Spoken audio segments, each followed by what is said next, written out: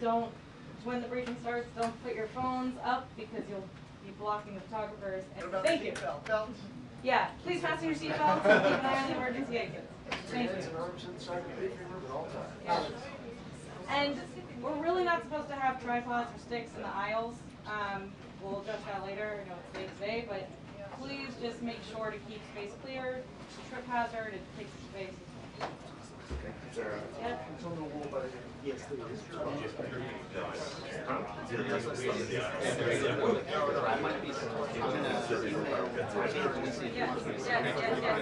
One more. Sorry, guys. One more. The briefing room seats are assigned, so please allow people who are assigned to their seats to sit in their seat. If somebody shows up, if you are sitting in someone's seat that is not yours, and they show up, you need to vacate the seat for the person who is assigned to that seat. Thank you.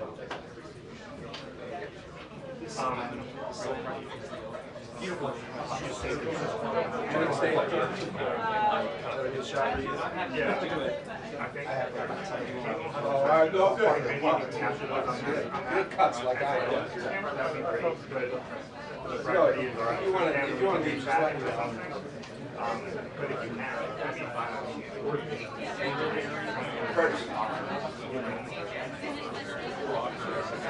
I did, and it worked.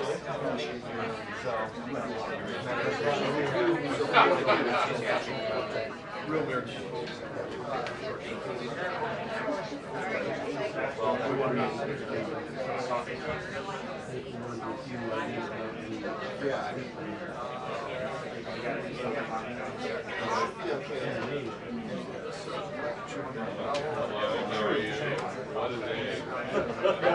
You excited? Very popular. I'm here.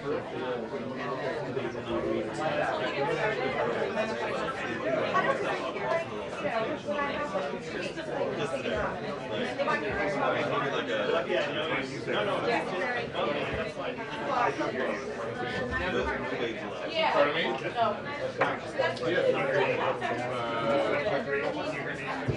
Yeah, no, I saw you at the gate, and then, yeah. And then, did you guys get messages? Okay, good. You got me?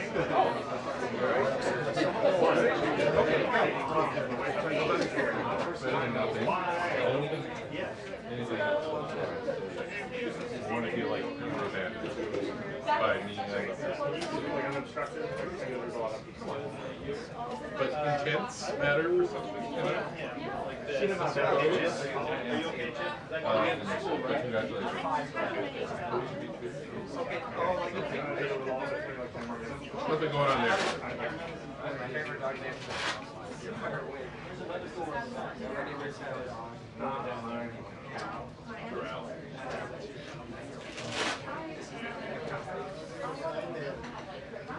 During the first term, but it was like news cycle or the intersection of the businesses and so this time around, like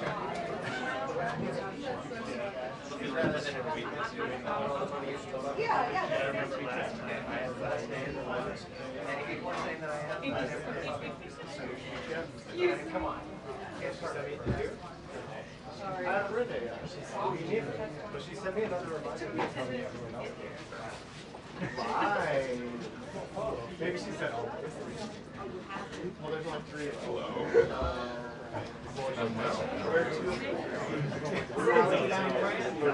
She's just saying the same thing. Sitting in the briefing chair now for the 1 p.m. schedule. I don't know that I have much of Okay, so why don't we circle back? I don't know. It sounds like they might even have a Friday, but I think it was the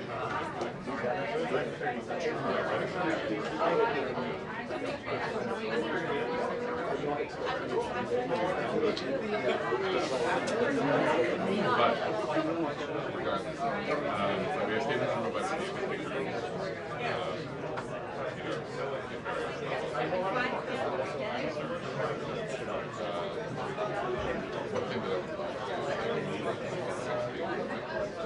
basically is like whoever will kind of do it in life.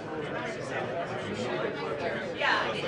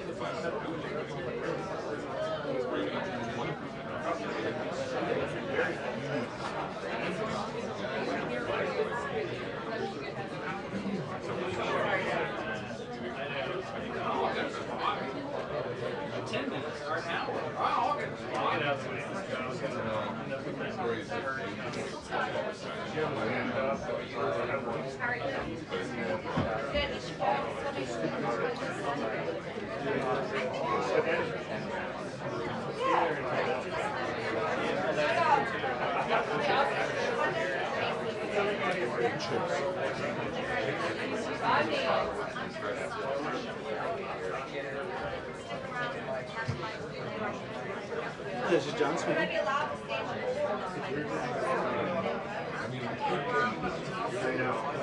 let me check with Jessica, but it's my understanding Yes, I told him that he needed to be asleep before and after all the slides. No, that makes real high. Who is the same height as you, he stands on a Yes. Yeah, he should be like that. And again, I'll just double check with him when he comes in to make sure that he's aware of that. Exactly.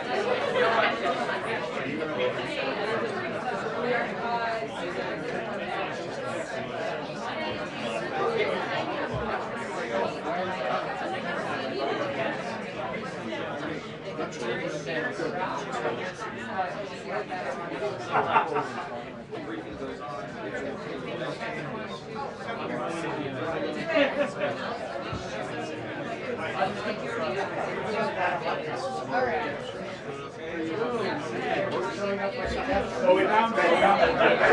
That's why I was like,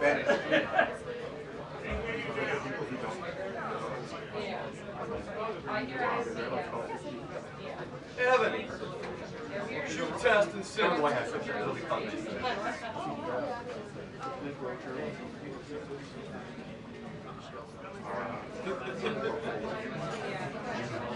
I wasn't here that time.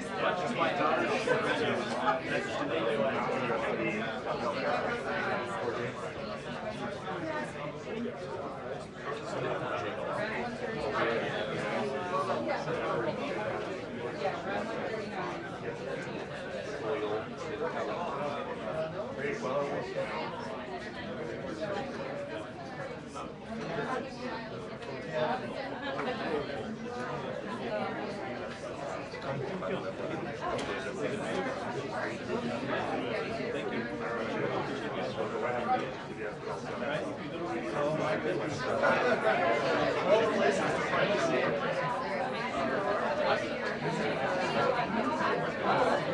It's cool. It's fun. But it does not give me a lot of credit.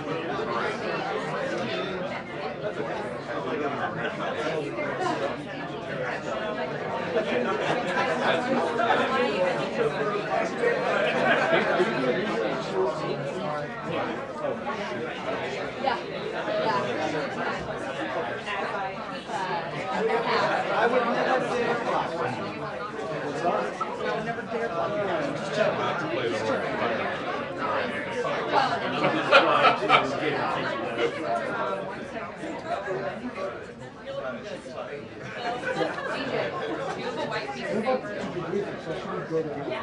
My pants are wet.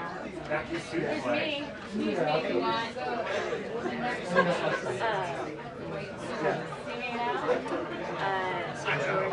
Okay.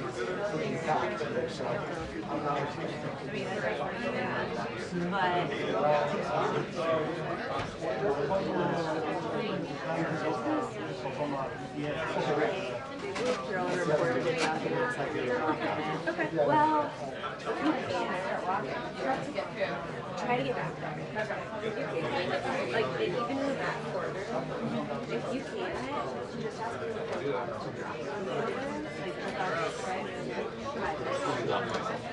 But yeah, well, we're right there. Yeah. What's up?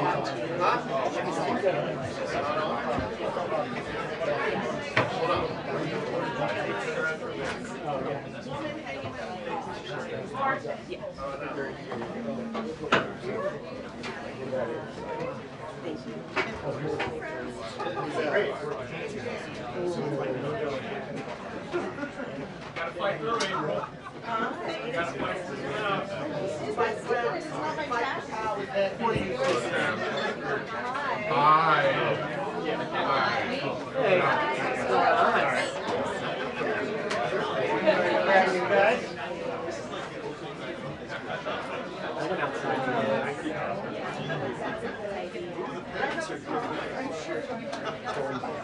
Perfect. Yes. Great.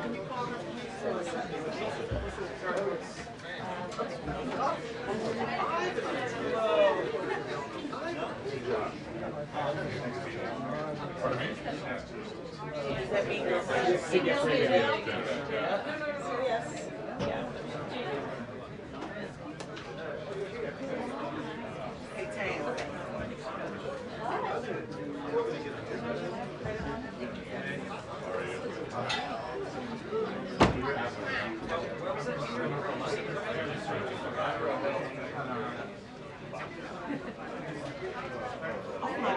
Graced by Caitlin Collins? What the hell? Caitlin Collins, the queen of CNN. As our listener, you are now back home. How does it feel? You're back home. Feels good? It's purple. Okay. Welcome back, sister. Okay, before we get started, final reminder, if somebody comes and it is their seat that you're sitting in, please vacate it for them. Keep the aisle, keep a space in the aisle so that photographers can move around, and please don't put your cell phones up too high to block the cameras. Thank you all. I know we never got this before. Hi, Peter. Peter Pat. Yes, I do.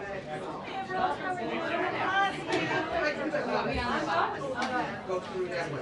But you're not going to get Very well.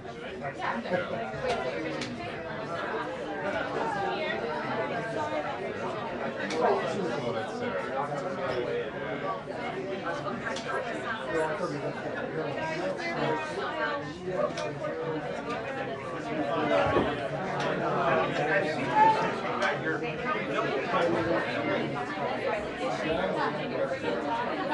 Aren't you glad I did? You're not used to seeing me in a couple areas.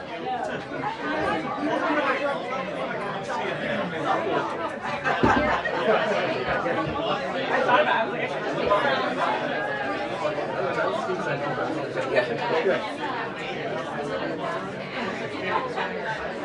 I wish I could get a camera to show you. Actually, did you say it's 10?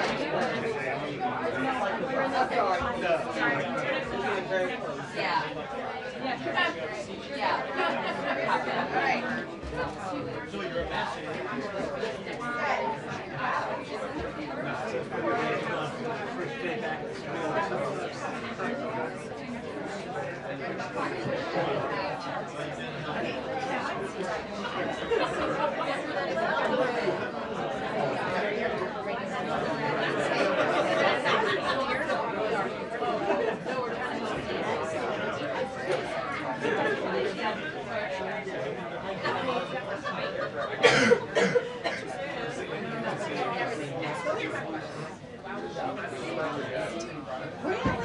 Back.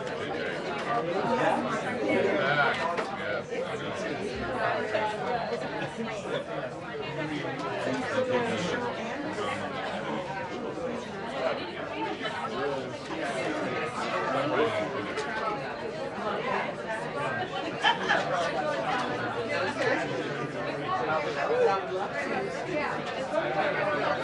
Of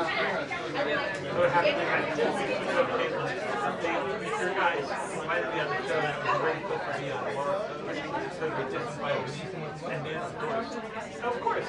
And I said, are you kidding? There's 20 people out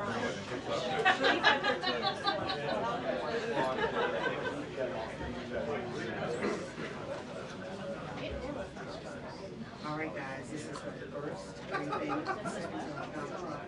This room is even Casey Collins. Even Casey Collins. Girl, she's all right. No matter which one. No, up to you guys. I would not be surprised. This is the case. One.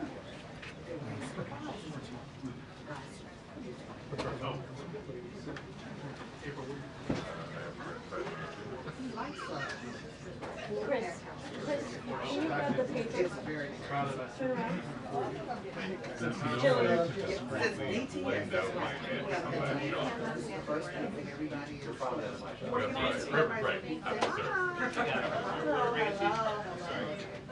We're here to report. Did y'all like that? Okay. I got you. I'm tweeting it. Yeah. Well, no, I'm IGing it.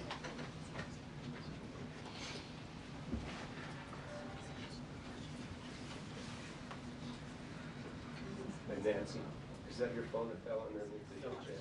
Oh, good, probably. Yeah.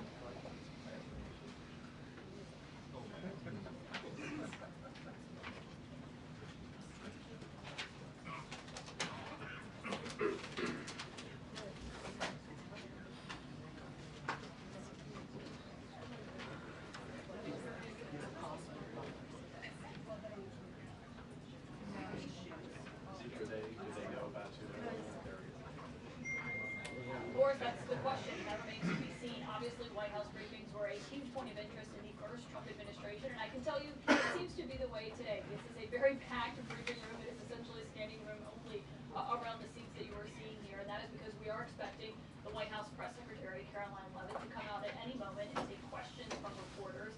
And of course, there are many questions to ask about the Well, guys, I'm gonna have to sit down. This starts on time.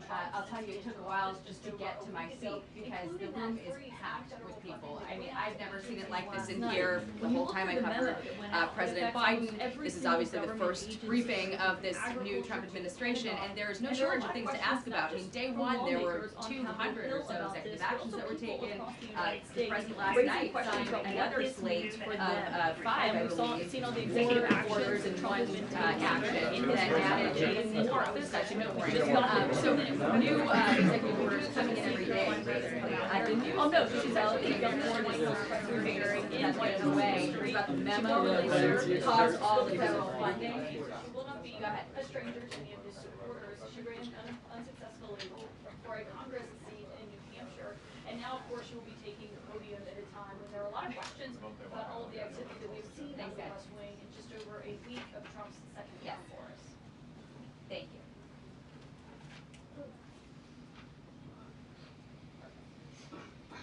Thank you.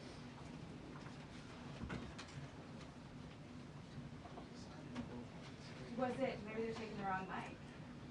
Okay, they just did the 2-minute warning, so I'm just gonna They were hearing shotgun audio, I think. Thanks, guys. Here. Sit down until otherwise called. Is it hard to do it when she's doing Throwing it right out, right?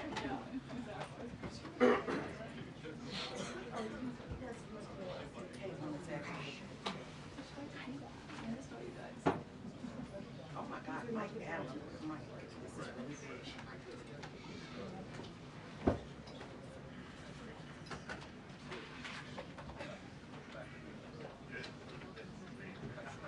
Mr. Allen, we can see your music card number on that.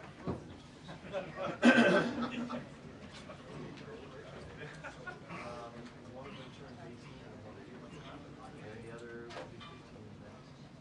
Yes, driving, college. You know.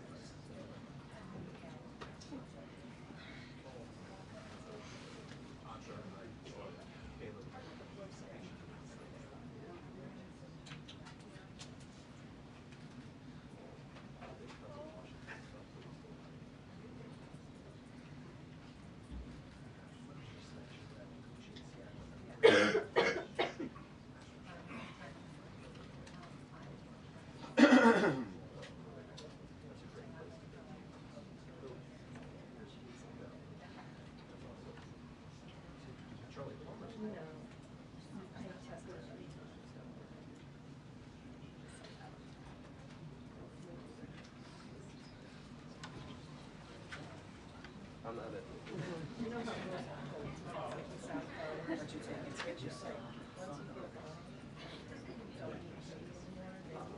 If you need me to set back there. Yeah. Just for the entrance. Oh, you're all good. I've never even seen this room yet, so it's kind of crazy. It's packed. No. Not since 4 years ago like this. Feel like a tuna fish. Yeah. Imagine being like there. Good afternoon, everybody. How are we? Good to see all of you. It's an honor to be here with all of you. A lot of familiar faces in the room, a lot of new faces. And President Trump is back, and the golden age of America has most definitely begun. The Senate has already confirmed 5 of President Trump's exceptional cabinet nominees: Secretary of State Marco Rubio, Defense Secretary Pete Hegseth, CIA Director John Ratcliffe, Homeland Security Secretary Kristi Noem, and Treasury Secretary Scott Bessent.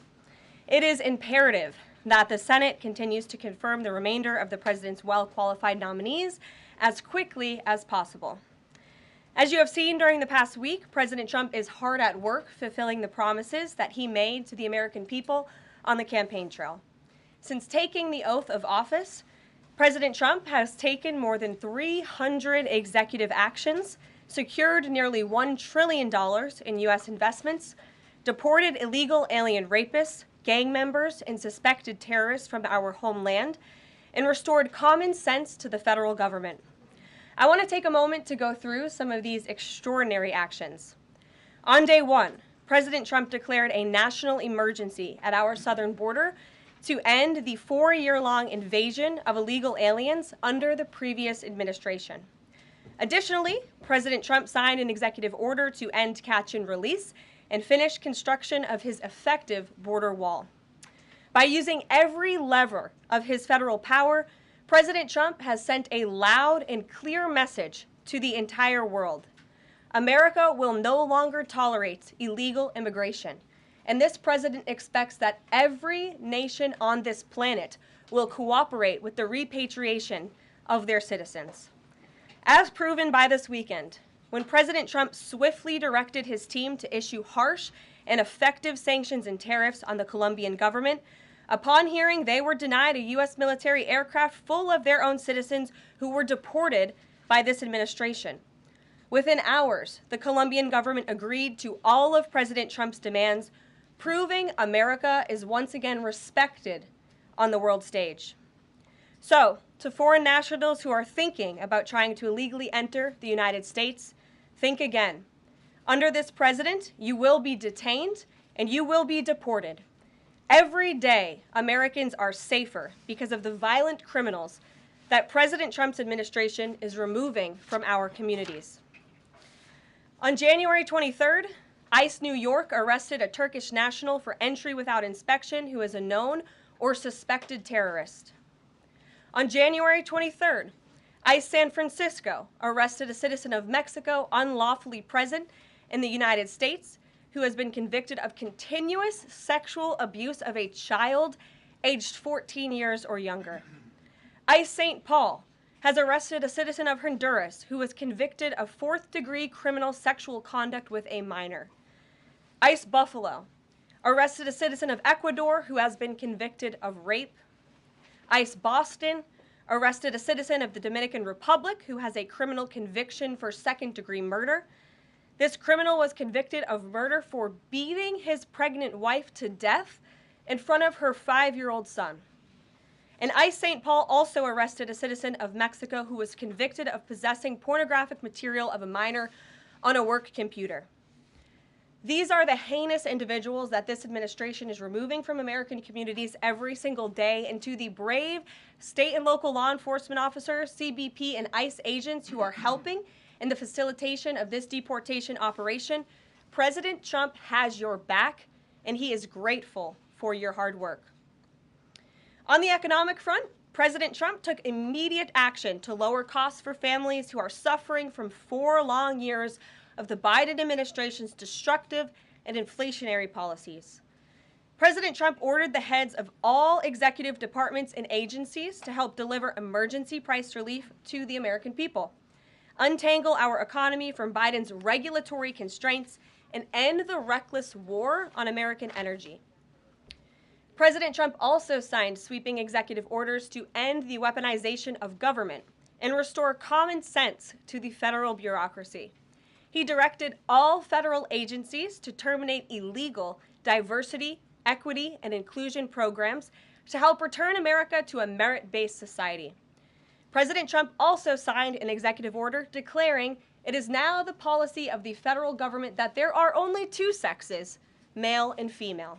Sanity has been restored. Before I take your questions, I would like to point out to all of you once again have access to the most transparent and accessible president in American history. There has never been a president who communicates with the American people and the American press corps as openly and authentically as the 45th and now 47th president of the United States. This past week, President Trump has held multiple news conferences, gaggled on Air Force One multiple times, and sat down for a two-part interview on Fox News, which aired last week. As Politico summed it up best, Trump is everywhere again.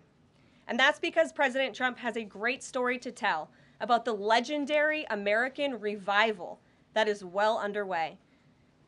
And in keeping with this revolutionary media approach that President Trump deployed during the campaign, the Trump White House will speak to all media outlets and personalities, not just the legacy media who are seated in this room. Because according to recent polling from Gallup, Americans' trust in mass media has fallen to a record low. Millions of Americans, especially young people, have turned from traditional television outlets and newspapers to consume their news from podcasts, blogs, social media, and other independent outlets. It's essential to our team that we share President Trump's message everywhere and adapt this White House to the new media landscape in 2025. To do this, I'm excited to announce the following changes will be made to this historic James S. Brady briefing room, where Mr. Brady's legacy will endure. This White House believes strongly in the First Amendment, so it's why our team will work diligently to restore the press passes of the 440 journalists whose passes were wrongly revoked by the previous administration. We're also opening up this briefing room to new media voices who produce news-related content and whose outlet is not already represented by one of the seats in this room. We welcome independent journalists, podcasters, social media influencers, and content creators to apply for credentials to cover this White House. And you can apply now on our new website, whitehouse.gov/new media. Starting today, this seat in the front of the room, which is usually occupied by the press secretary's staff, will be called the new media seat. My team will review the applications and give credentials to new media applicants who meet our criteria and pass United States Secret Service requirements to enter the White House complex. So in light of these announcements, our first questions for today's briefing will go to these new media members whose outlets, despite being some of the most viewed news websites in the country, have not been given seats in this room. And before I turn to questions, I do have news directly from the President of the United States that was just shared with me in the Oval Office from President Trump directly, an update on the New Jersey drones. After research and study, the drones that were flying over New Jersey in large numbers were authorized to be flown by the FAA for research and various other reasons. Many of these drones were also hobbyists, recreational, and private individuals that enjoy flying drones. In time, it got worse due to curiosity. This was not the enemy. A statement from the President of the United States to start this briefing with some news. And with that, I will turn it over to questions. And we will begin with our new media members, Mike Allen from Axios, Matt Boyle from Breitbart. Mike, why don't you go ahead?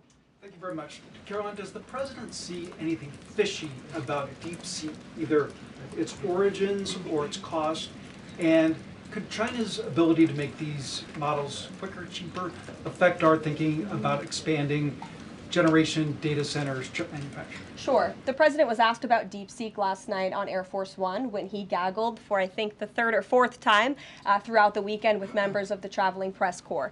The president said that he believes that this is a wake-up call to the American AI industry. The last administration sat on their hands and allowed China to rapidly develop this AI program.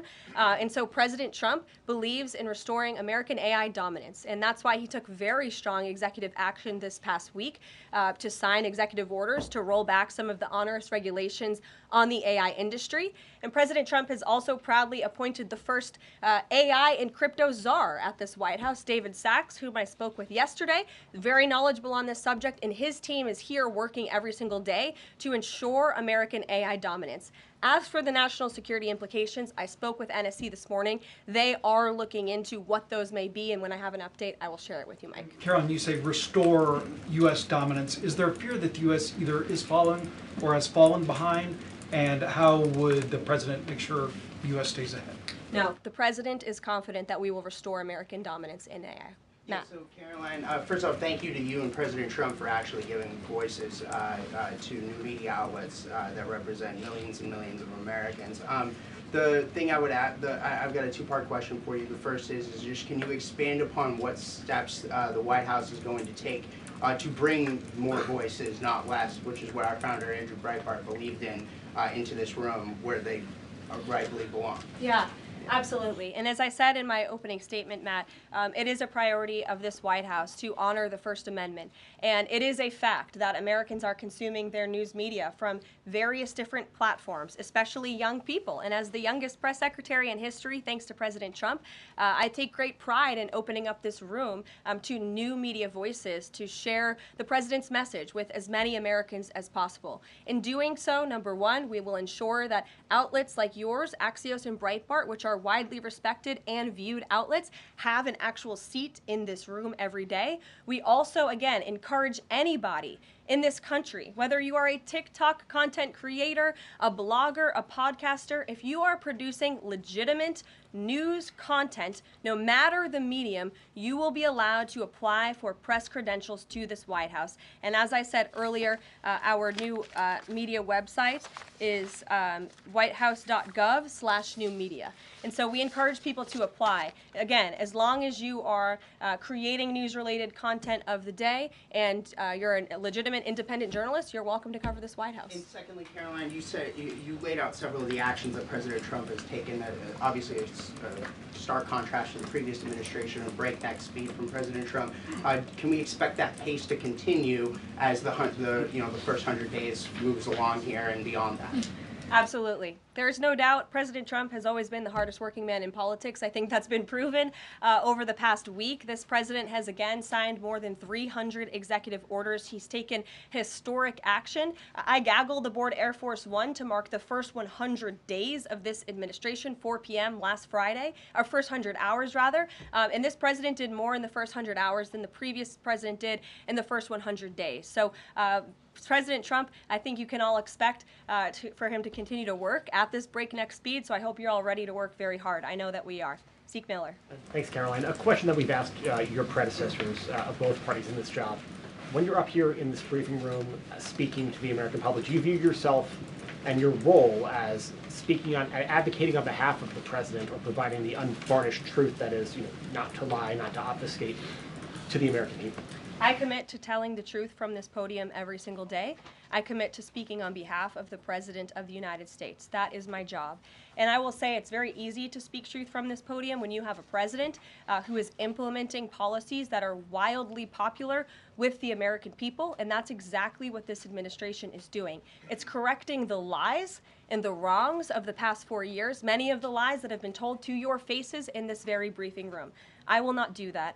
But since you brought up truth, Zeke, I would like to point out, while I vowed to provide the truth from this podium, we ask that all of you in this room hold yourselves to that same standard. We know for a fact there have been lies that have been pushed by many legacy media outlets in this country about this president, about his family, and we will not accept that. We will call you out when we feel that your reporting is wrong or there is misinformation about this White House. So yes, I will hold myself to the truth, and I expect everyone in this room to do the same. And Caroline, just on a substantive question, yesterday the White House Office of Management and Budget directed across the board freeze, with some exceptions for individual assistance, we understand, to federal grants. It's caused a lot of confusion around the country among Head Start providers, among providers services to homeless veterans, Medicaid providers, states saying they're having trouble accessing the portal.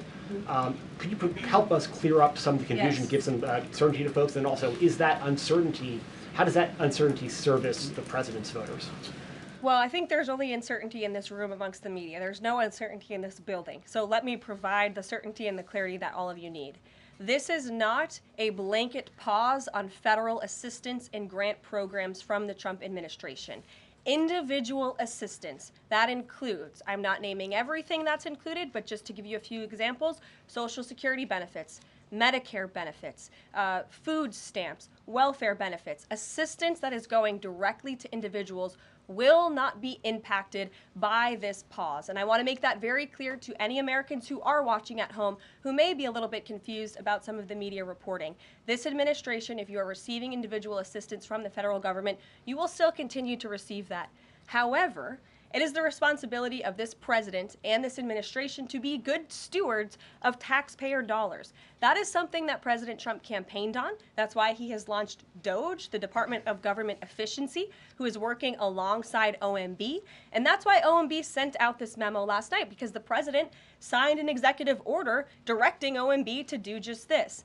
And the reason for this is to ensure that every penny that is going out the door is not conflicting with the executive orders and actions that this president has taken. So what does this pause mean? It means no more funding for illegal DEI programs. It means no more funding for the Green New scam that has cost American taxpayers tens of billions of dollars. It means no more funding for transgenderism and wokeness across our federal bureaucracy and agencies. No more funding for Green New Deal social engineering policies. Again, people who are receiving individual assistance, you will continue to receive that. And President Trump is looking out for you by issuing this pause because he is being good steward of your taxpayer dollars.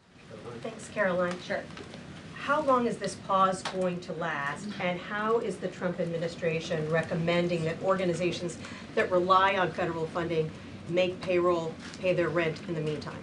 It is a temporary pause, and the Office of Management and Budget is reviewing the federal funding that has been going out the door. Again, not for individual assistance, but for all of these other programs that I mentioned. I also spoke with the incoming director of OMB this morning, and he told me to tell all of you that the line to his office is open for other federal government agencies across the board, and if they feel that programs are necessary and in line with the president's agenda, then the Office of Management and Budget will review those policies. I think this is a very responsible measure. Again, the past 4 years, we've seen the Biden administration spend money like drunken sailors. It's a big reason we've had an inflation crisis in this country, and it's incumbent upon this administration to make sure, again, that every penny is being accounted for honestly. Why impose this pause with so little notice? Why not give organizations more time to plan for the fact that they are about to lose, in some cases, really crucial federal funding, at least for a period of time? There was notice. It was the executive order that the president signed. There's also a freeze on hiring, as you know, a regulatory freeze, and there's also a freeze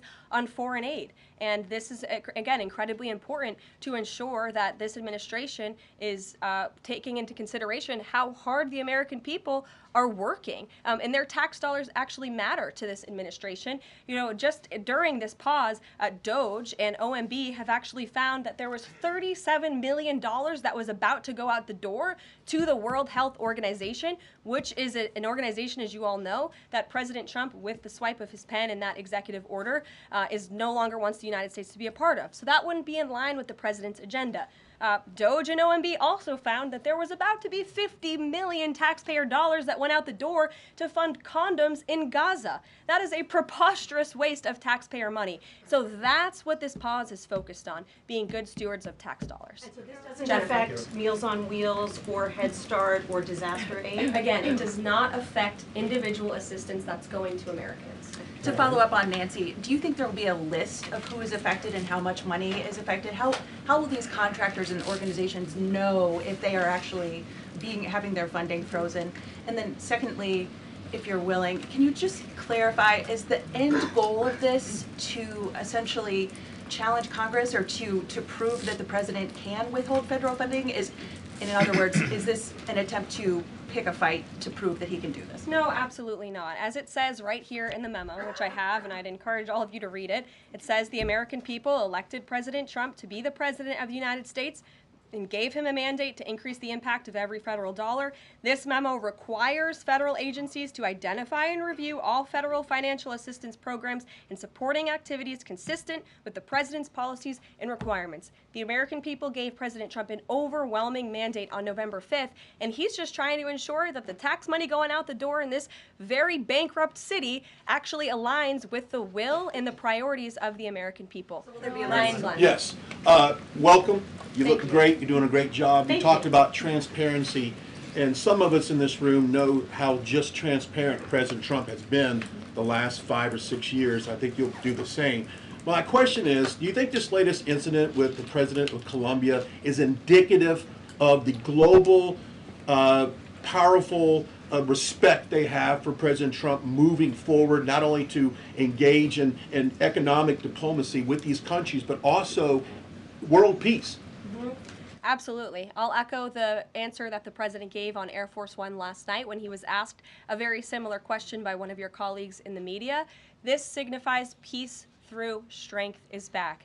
And this president will not tolerate illegal immigration into America's interior. And he expects every nation on this planet, again, to cooperate with the repatriation of their citizens who illegally entered into our country and broke America's laws. Won't be tolerated. And as you saw, the Colombian government quickly folded and agreed to all of President Trump's demands. Flights are underway once again. Two questions on deportations, if I may. President Trump had said on the campaign trail that he would deport pro-Hamas students who are here on visas. And on his first day in office, he signed an executive order that said, quote, the U.S. must ensure that admitted aliens and aliens otherwise already present in the U.S. do not bear hostile attitudes towards its citizens, culture, government, institutions, or founding principles. So should we take this executive order as Trump saying he would be open to deporting those students who are here on visas but, hold pro-Hamas sympathies? The president is open to deporting individuals who have broken our nation's immigration laws. So if they are here illegally, then certainly he is open to deporting them. And that's what this administration is hard at work at doing. We receive data from DHS and from ICE every single day. From what we hear on the ground, ICE agents are feeling incredibly empowered right now because they actually have a leader in this building who is supporting them in doing their jobs that they were hired to do, which is to detain, arrest, and deport illegal criminals who have invaded our nation's borders over the past 4 years. That's what the president is committed to seeing. Peter.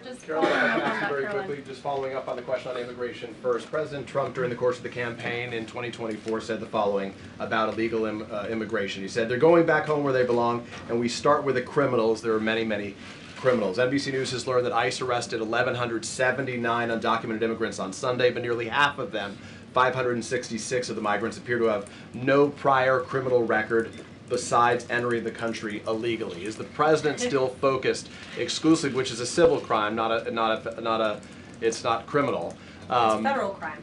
So I'm asking though, he said he was going to focus on those violent offenders first. So is violent offenders no longer the predicate for these people to be deported? The president has said countless times on the campaign trail, I've been with him at the rallies, I know you've been there covering them too, Peter, that he is focused on launching the largest mass deportation operation in American history of illegal criminals. And if you are an individual, a foreign national, who illegally enters the United States of America, you are, by definition, a criminal. And so therefore, you are subject to deportation. I apologize for interrupting. So to be clear, it's not violent criminals do not receive precedence in terms of the deportations taking place. The president has also said two things can be true at the same time. We want to deport illegal criminals, illegal immigrants from this country, but the president has said that, of course, the illegal criminal drug dealers, the rapists, the murderers, the individuals who have committed heinous acts on the interior of our country and who have terrorized law-abiding American citizens Absolutely, those should be the priority of ICE, but that doesn't mean that the other illegal criminals who entered our nation's borders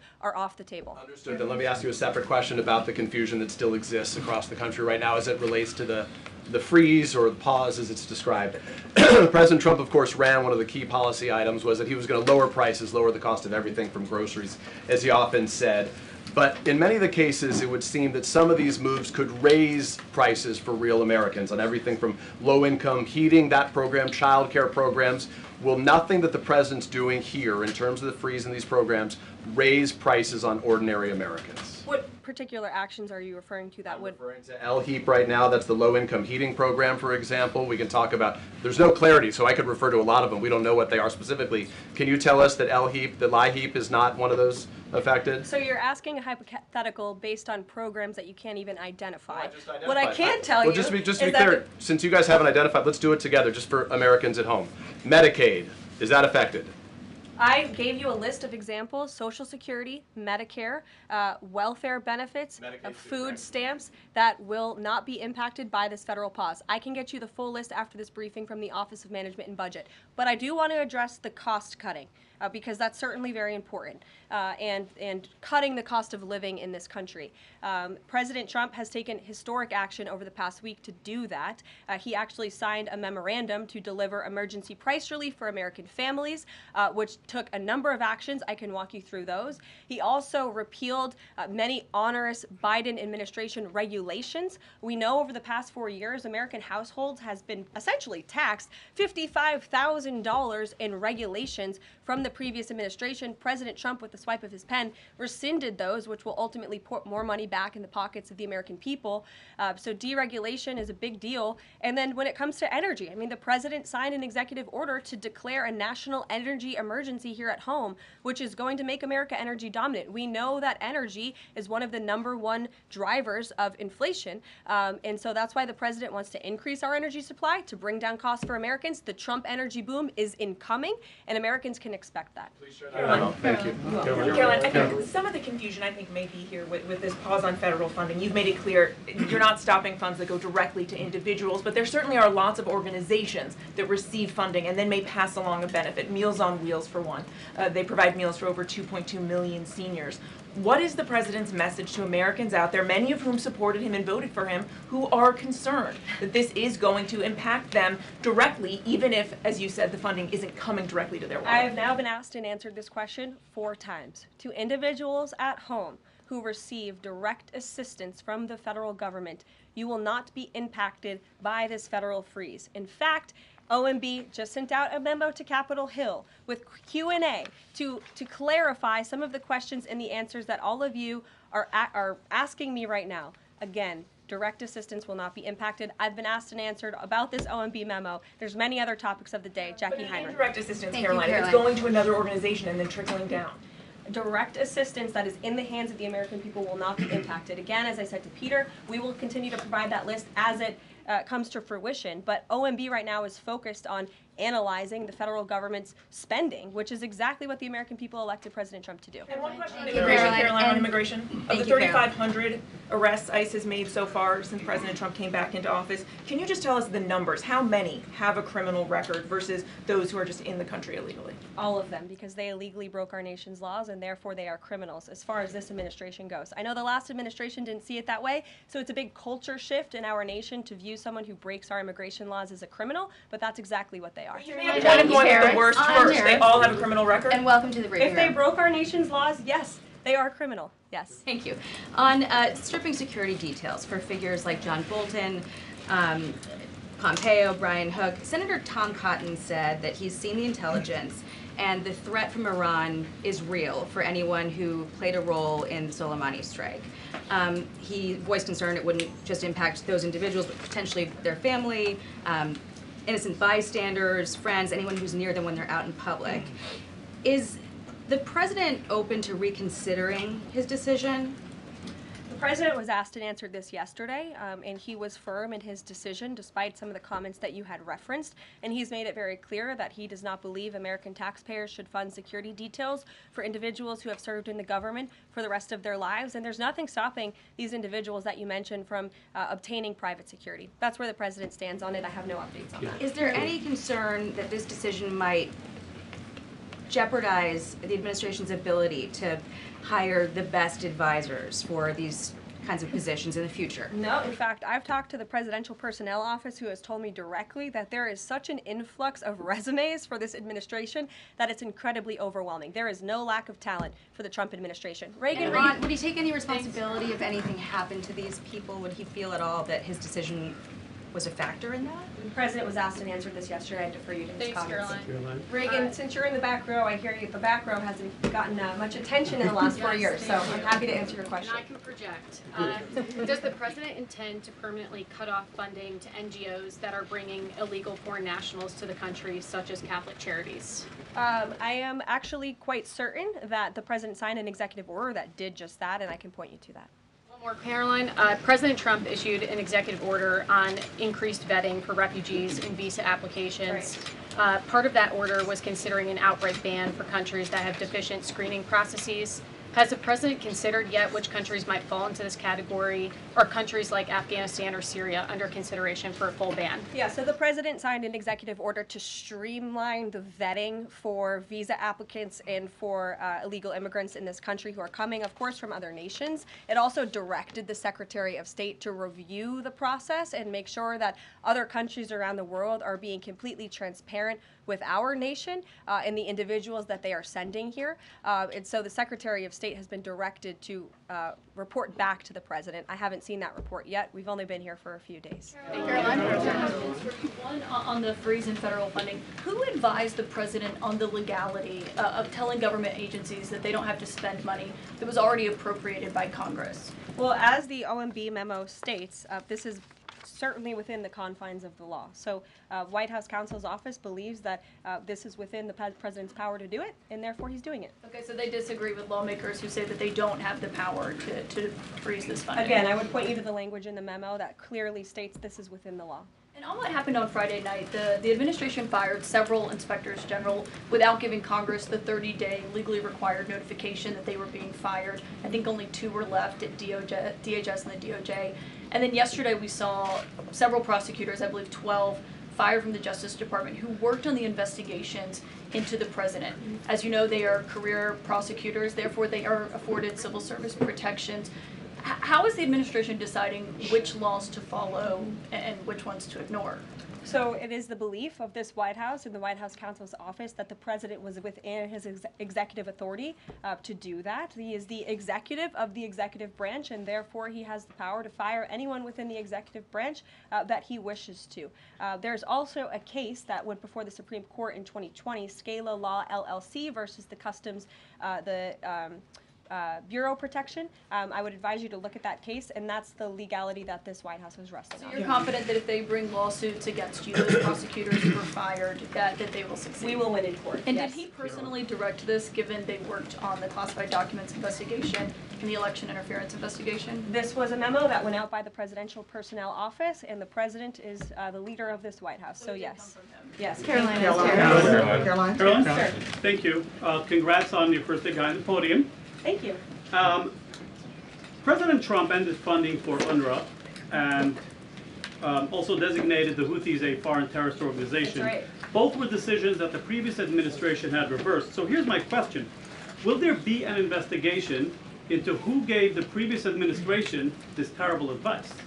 Well, that's a very good point. I haven't heard discussions about such an investigation, but it wouldn't be a bad idea considering that the Houthis certainly are terrorists. They have launched attacks on U.S. naval ships across this world, and so I think it was a very wise move by this administration to redesignate them as a terrorist group, because they are, and I think it was a foolish decision by the previous administration to do so. As for an investigation, I'm not sure about that, but it's not a bad idea. Josh. Thank you for the question. I appreciate it. Can you give us an update on the President's plans for his tariff agenda? He spoke a lot about this yesterday, and there's a couple of dates coming up that he's spoken to. Number one, February 1st, he's alluded to both the potential for tariffs for Canada and Mexico, but also China to take effect on those days. what's he thinking about that? Yeah. Should those countries expect that? Again, he was asked and answered this question this past weekend when he took a lot of questions from the press, and he said that the February 1st date for Canada and Mexico still holds.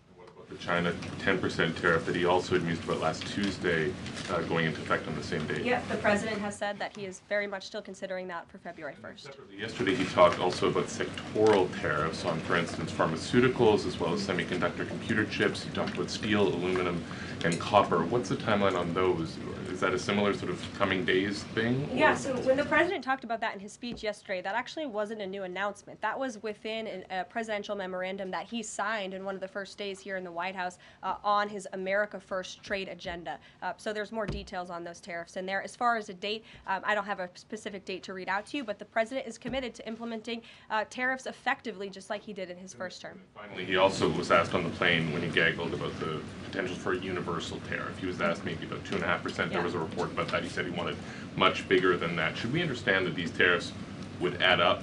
You know, in other words, you might have country-specific tariffs like Canada, Mexico, China. You might have sectoral tariffs like on pharmaceuticals, as well as a potential universal tariff on top of that. Do these stack on one or the other, or would one sort of take precedence over another? All I can point you to is what the president has said on this front. The February 1st date for Canada and Mexico, also the China tariff that he has discussed. He rejected the 2.5% tariff. He said that was a little bit too low. He wants it to be higher. I'll leave it to him to make any decisions on that front. Phil Wegman. What the Mexicans and Canadians have done so far, do you have any comment on whether that has met the bar, what he wants to see on fentanyl? Thank you. I won't get ahead of the president again on advocating to foreign nations on what they should or shouldn't do to get away from these tariffs. The president has made it very clear, again, that he expects every nation around this world to cooperate with the repatriation of their citizens, and the president has also put out specific statements in terms of Canada and Mexico when it comes to what he expects in terms of border security. We have seen a historic level of cooperation from Mexico, but again, as far as I'm still tracking, and that was last night talking to the president directly, February 1st is still on the books. Phil. Thank you, Caroline. Quick programming note and then a question on taxes. Well, in terms of programming, should we expect to see you here every day? How frequently will these press briefings be? It is a good question, April. So look, the president, as you know, is incredibly accessible. First day here, he wanted all of you in the Oval Office. You got a 60-minute press conference with the leader of the free world while he was simultaneously signing executive orders. I may add that's pretty impressive. I don't think the previous office holder would be able to pull such a thing off. So look, the president is the best spokesperson that this White House has, and I can assure you that you will be hearing from both him and me as much as possible. And then a question about tax cuts. You know, the president has promised to extend the tax cuts from the previous term.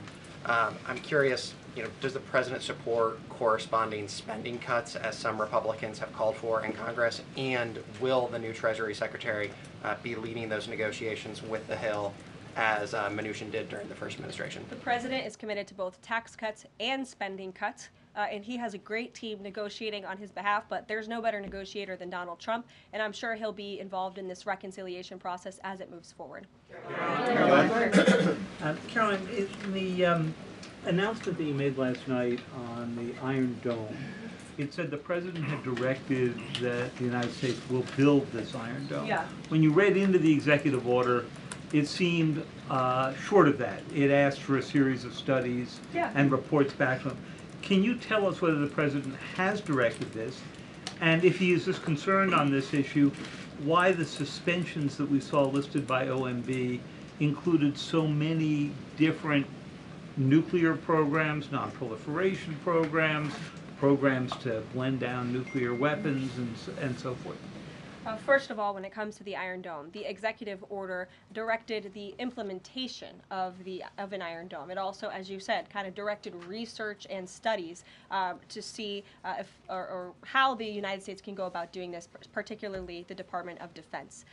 When it comes to the other question that you asked about those specific programs, again, I would say this is not a ban. This is a temporary pause and a freeze to ensure that all of the money going out from Washington, D.C. is aligned with the president's agenda. And as the Office of Management and Budget has updates on what will be kickstarted once again, I will provide those to you. Just to clarify for a sec what you were saying before on Medicaid. It wasn't clear to me whether you were saying that no Medicaid would be cut off. Obviously, a A lot of this goes to states before it goes to individuals and so forth. So are you guaranteeing here that no individual now on Medicaid would see a cutoff because of the pause? I'll check back on that and get back to you. John. Thanks a lot, Caroline. As you know, in the first week that the president was in office, signed an executive order as it relates to birthright citizenship, trying to eliminate that. Now, 22 state attorney generals have said that this is unconstitutional. A federal judge has just agreed with their argument. What's the administration's argument for doing away with birthright citizenship? The folks that you mentioned have a right to have that legal opinion, but it is in disagreement with the legal opinion of this administration. This administration believes that birthright citizenship is unconstitutional, and that is why President Trump signed that executive order. Illegal immigrants who come to this country and have a child are not subject to the laws of this jurisdiction. That's the opinion of this administration. We have already appealed the lawsuit that was filed against this administration, and we are prepared to fight this all the way to the Supreme Court if we have to, because President Trump believes that this is a necessary step to secure our nation's borders and protect our homeland. On foreign policy, Caroline, on foreign policy, if I may, the president's commitment to the NATO Defense Alliance, is it as strong as the prior administration? Is it the same as when he served as president in his first term in office? As long as NATO pays their fair share, and President Trump has called on NATO allies to increase their defense spending to 5%.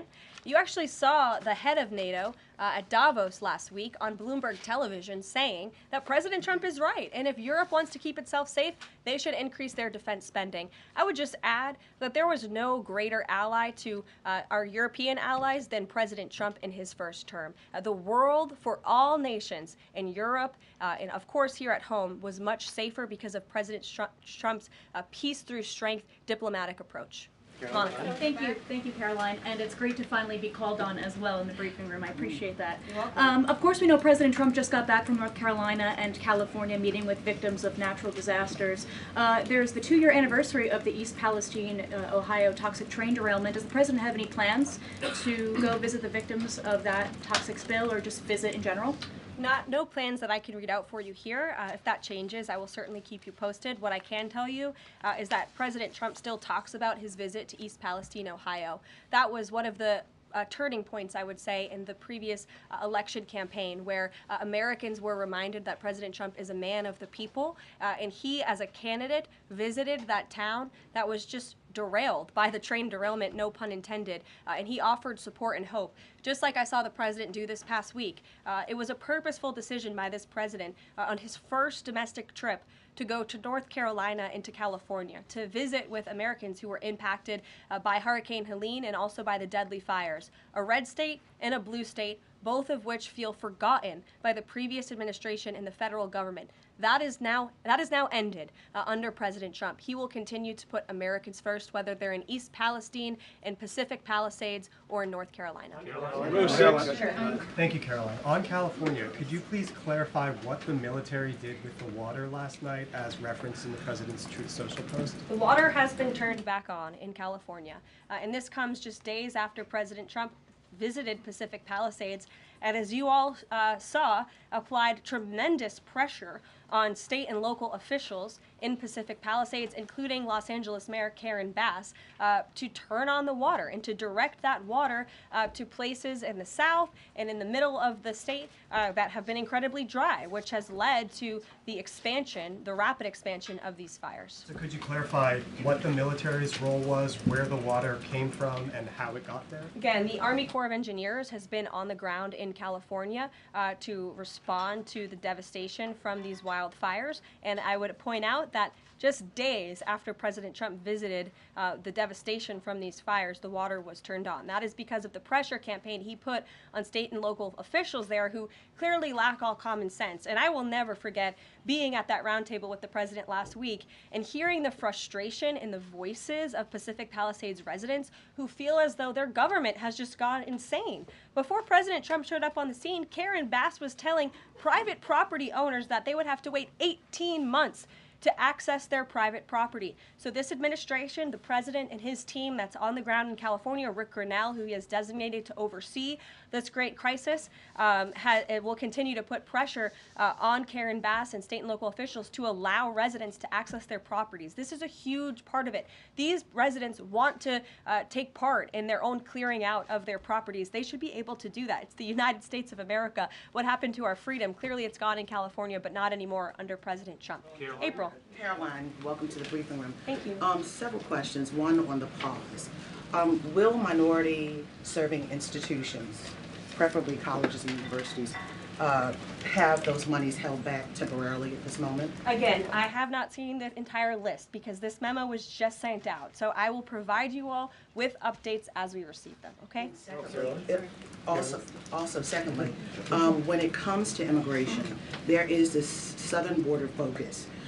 What happens to those who've overstayed their visas? That is part of the broken immigration system. In 2023, there was a report by the Biden administration, the Homeland Security Department, that said overstays of visas were 3 times more than usual. Will there be a focus on the overstays for visas as well?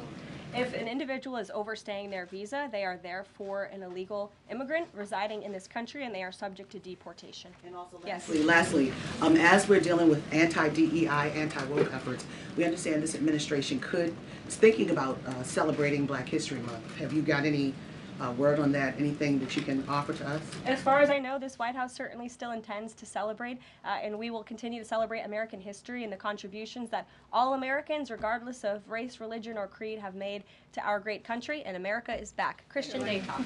Thanks, Caroline. Just real quick, you mentioned the inflation executive order the president signed, but egg prices have skyrocketed since President Trump took office, so what specifically is he doing to lower those costs for Americans? Really glad you brought this up because there is a lot of reporting out there that is putting the onus on this White House for the increased cost of eggs. I would like to point out to each and every one of you that in 2024, when Joe Biden was in the Oval Office or upstairs in the residence sleeping, I'm not so sure, egg prices increased 65% in this country. We also have seen the cost of everything, not just eggs. Bacon, groceries, gasoline have increased because of the inflationary policies of the last administration. As far as the egg shortage, what's also contributing to that is that the Biden administration in the Department of Agriculture directed the mass killing of more than 100 million chickens, which has led to a lack of chicken supply in this country, therefore a lack of egg supply, which is leading to the shortage. So I will leave you with this point. This is an example of why it's so incredibly important that the Senate moves swiftly to confirm all of President Trump's nominees, including his nominee for the United States Department of Agriculture, Brooke Rollins, who is already speaking with Kevin Hassett, who's leading the economic team here at the White House, on how we can address the egg shortage in this country. As for costs, I laid out the plethora of ways that President Trump has addressed saving costs for the American people over the past week. He looks forward to continuing to doing that in the days ahead. Thank you guys. One more border question, Are Medicaid portals down in all 50 states? That was good.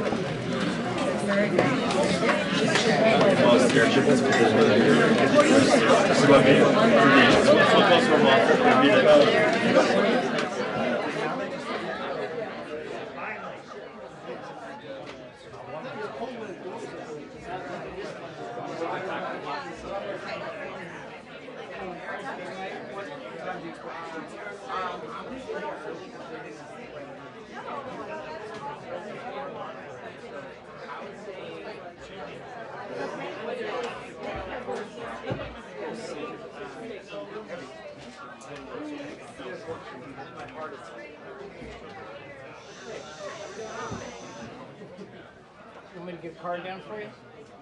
No, it is straight to a computer. Look at you. Straight to a computer. It's not nice. You should not call John Mills with this computer. Although...